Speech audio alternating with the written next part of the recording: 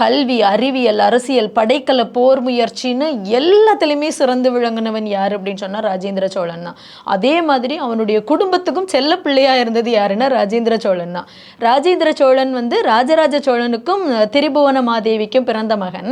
ஆனால் ராஜராஜ சோழனுடைய முதல் மனைவி பஞ்சமி இருக்காங்க இல்லையா, அவங்களுக்கு ஆண் வாரிசு இல்லை. ராஜேந்திர சோழனை பார்த்தீங்கன்னா குடும்பத்துக்கே பயங்கர செல்ல பிள்ளை, எல்லாருக்குமே செல்லும். ராஜேந்திர சோழனுடைய அம்மா திரிபுவன மாதேவி. ஆனால் ராஜேந்திர சோழனை வளர்த்தது யாருன்னா மூத்தவர், அதாவது பெரியம்மா பஞ்சமி, அவங்க கிட்ட தான் வளர்றாரு. ஒரு நாள் என்ன பண்றாங்க, பஞ்சமி மயக்க நிலைக்கு போயிடுறாங்க.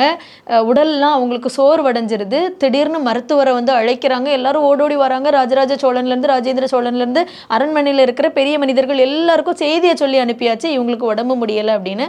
மருத்துவர் என்ன காரணம்னே தெரியாம ரொம்ப முயற்சி செய்து அந்த பஞ்சமியை காப்பாத்திட்டாங்க.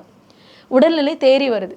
ராஜராஜ சோழன் பஞ்சமி கிட்ட கேட்குறாரு, மகாராணி ஏன் இப்படி செஞ்ச? நான் உன்னை சரியாக பார்த்துக்கலையா? உனக்கு என்ன பிரச்சனை?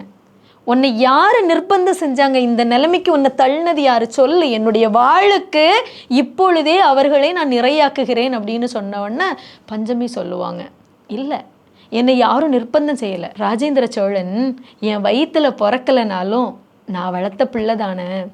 ஒருவேளை எனக்கு ஒரு ஆண் வாரிசு பிறந்து இந்த நாட்டை நான் தான் ஆட்சி செய்வேன் அப்படின்னு வந்துடுச்சுன்னா என்ன பண்ணேன்?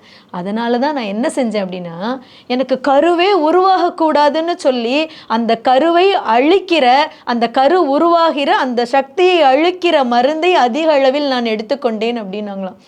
எதற்குமே கலங்காத ராஜராஜ சோழன் கண்ணில் இருந்து தாரையா கண்ணீர் வந்த ஒரு நிகழ்வு அப்படின்னு சொன்னால் இந்த நிகழ்வு தான்.